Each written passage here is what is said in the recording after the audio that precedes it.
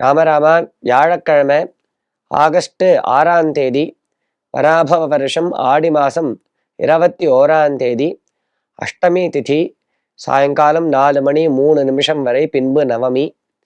பரணி நட்சத்திரம் சாயங்காலம் 6 மணி 14 நிமிடம் வரை, பின்பு கிருத்திகா நட்சத்திரம். கண்ட யோகா கௌலவகரணம்.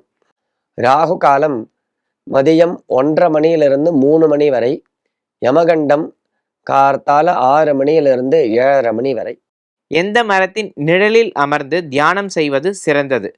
சித்திரம் வடதரோர் மூலே விருத்தா சிஷ்யா குருர் யுவா குரோஸ்து மௌன வியாக்கியானம் சிஷ்யாஸ்து சின்ன சம்சயாக அப்படிங்கிற ஸ்லோகம்தான் இந்த கேள்வியை கேட்ட உடனே ஞாபகத்துக்கு வருது. ஏன்னா மர நிழலில் உட்காந்து தியானம் பண்ணணும் அப்படின்னா முதல்ல மரங்கள் இருக்கிற இடத்துல நாம் இருக்கணும். மரங்கள் இருக்கிற இடத்துலயே நாம் இல்லை. ரோட்ல ஏதோ மரம் இருக்கு, ஆனால் அங்கே உட்காந்து தியானங்கள்லாம் பண்ண முடியாது.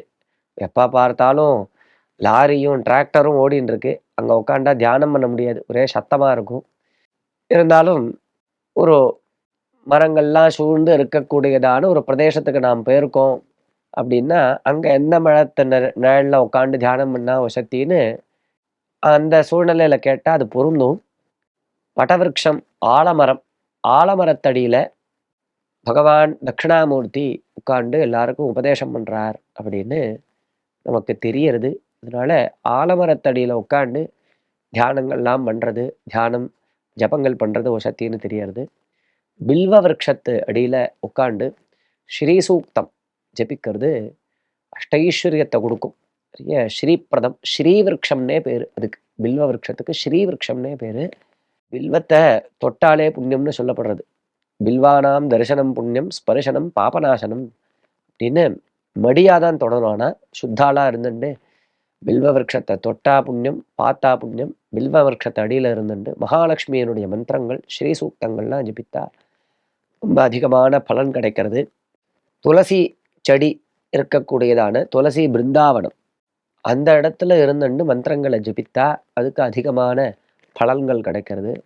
அதே மாதிரி மாமரம், சூத விருட்சம் அப்படின்னு சொல்லக்கூடியதான மாமரம், அந்த மாமரத்து நிழலில் உட்காந்து ஜபிக்கலாம்.